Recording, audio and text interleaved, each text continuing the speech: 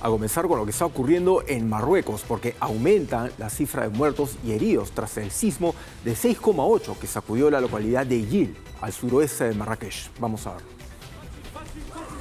Continúan las operaciones de búsqueda y rescate en Marruecos, mientras el número de muertos por un sismo de 6,8 supera los 2.100 y 2.400 heridos, cifras que podrían elevarse al transcurso de las horas, según el Ministerio del Interior.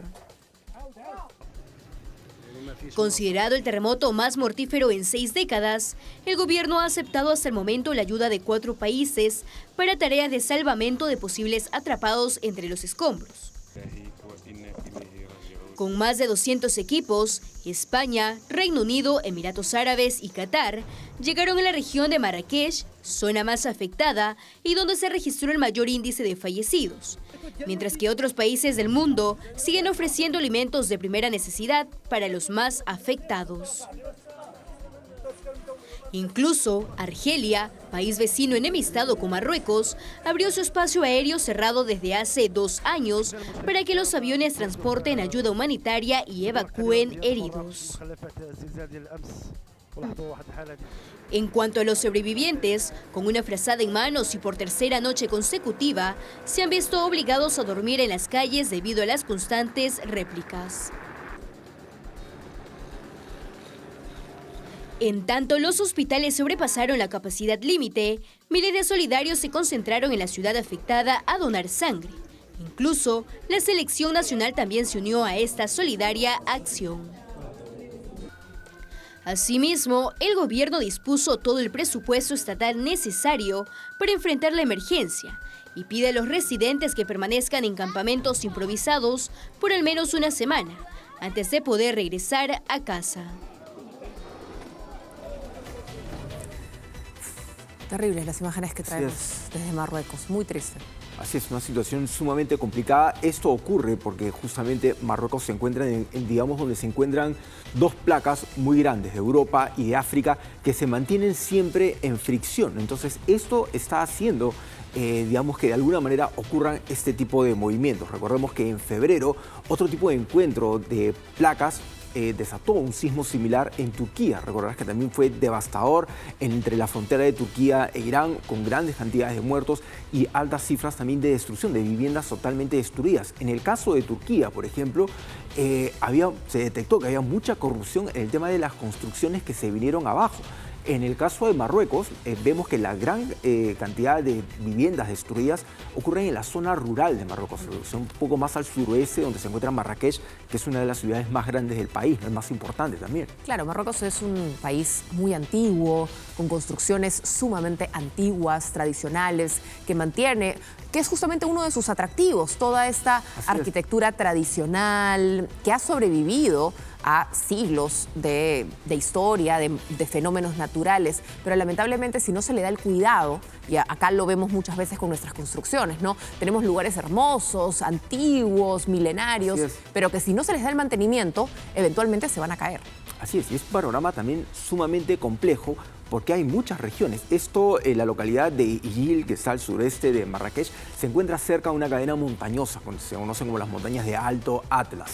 Tienen todo un tema ahí con la antigua mitología griega, la mitología romana, respecto a los nombres que le dan a diferentes zonas de esta región. Sin embargo, hay muchas localidades aisladas a las que todavía no han llegado las autoridades. No se sabe exactamente la magnitud del desastre en estas localidades. Hay pueblos, incluso señalan algunos testigos, que han quedado totalmente destruidos. La mayor atención se centra, estamos viendo imágenes, esto ocurrió en esa localidad de Ijil, pero también en Marrakech hubo daños menores. Pero la mayor cantidad de imágenes que han llegado son de Marrakech, no propiamente de las ciudades o las localidades pequeñas que han quedado destruidas, ¿no? Porque están muy lejos. Ahí ves el centralismo, ¿no? Que es un fenómeno que afecta muchísimas veces a muchísimos países y que hace que tus datos en realidad sean preliminares, porque la situación puede ser mucho peor. Así es, precisamente nuestro compañero Gonzalo Guancha está en Amizmiz, una de las regiones más afectadas por el terremoto y en la que hay localidades que siguen esperando ayuda. Vamos a ver.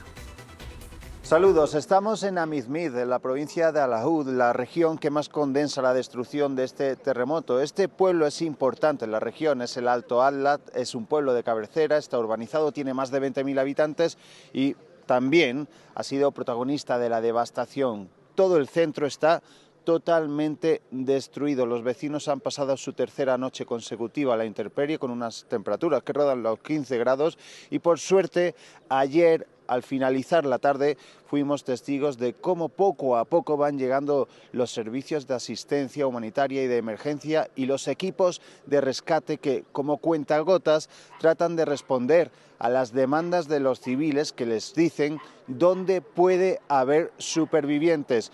En esta calle fuimos testigos de cómo sacaban 2 cadáveres ya sin vida en lo que era un café. Las víctimas continúan acumulándose, las cifras oficiales superan ya las 2.100 muertes y los 2.400 heridos, pero a buen seguro seguirán aumentando.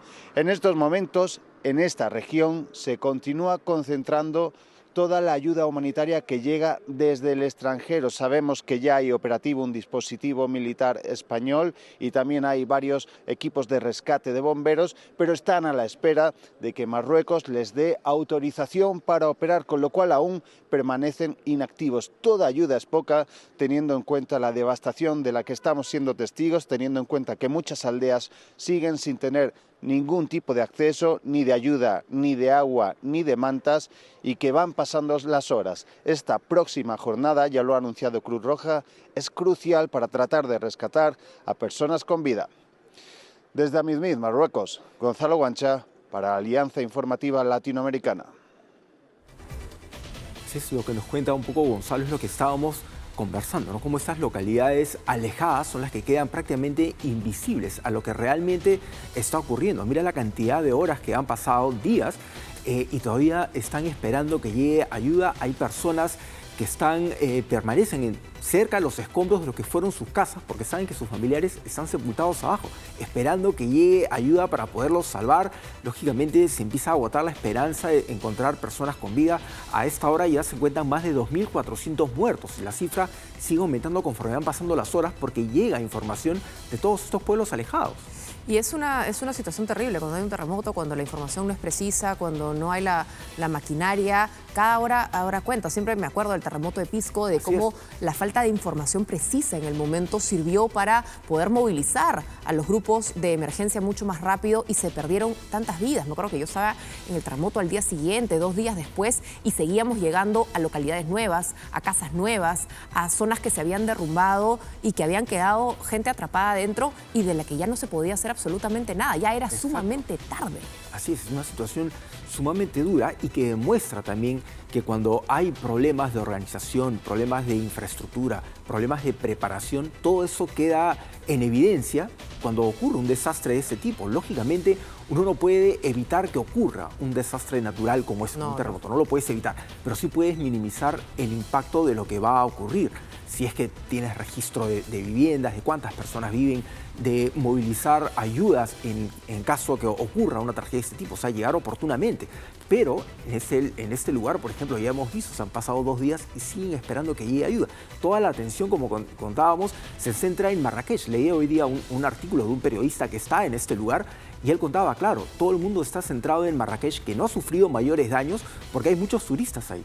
Que hablaban del hotel de Cristiano Ronaldo, incluso, que lo habían dado para que se puedan alojar las personas damnificadas, pero no es allí el foco, el lugar central donde están necesitando ayuda. Y me imagino que estas zonas rurales que tú comentas, donde se espera todavía la asistencia del Estado, probablemente tengan población todavía no solo vulnerable, sino adultos mayores, que son los que normalmente prefieren vivir en zonas más tranquilas, más aisladas, más tradicionales, que la bulla de la ciudad. Así es la realidad dura del Marruecos rural, lo que le llaman los pueblos que están más alejados, más cerca de la montaña, lejos un poco del bullicio, que no llaman tanto la atención de la visita de los turistas. En Marrakech hay muchos turistas que grabaron, compartieron en redes lo que estaba pasando. Parte de la ciudad llamado el casco antiguo de Marrakech, algunas viviendas muy antiguas, edificaciones muy antiguas se derrumbaron, lograron grabarlo, pero no hubo mayores daños. En ese lugar no se han concentrado el gran número de víctimas, pero los turistas de alguna manera visibilizaron lo que estaba pasando. Muchos de ellos ya han salido del país, llegaron sus funcionarios de la embajada para poderlos auxiliar, para sacarlos. Muchos españoles que estaban ahí ya están nuevamente en su país y contaron un poco lo que pasaba. pero las ciudades alejadas, las villas alejadas, pues siguen siendo invisibles y todavía no reciben ayuda. O sea, Gonzalo está en una de ellas, en la Mismís, y él nos estaba contando, o sea, han llegado rescatistas a las localidades más grandes, pero los pueblos más alejados siguen esperando ayuda, siguen esperando agua, comida. En todo desastre natural, la prensa llega primero. Los medios de comunicación, no solamente nacionales, a veces son medios extranjeros, cadenas de noticias que llegan primero. Y uno se pregunta, ¿cómo puede ser posible que nosotros podamos llegar y el Estado, que debería saber quién es su gente, dónde está su gente, no llegue? Así es, bueno, y es un poco, tiene que llamarnos la atención acerca de lo que estamos haciendo aquí para prevenir desastres o mitigar lo que pueden ocasionar desastres similares aquí en nuestro país. O sea, es realmente preocupante, pero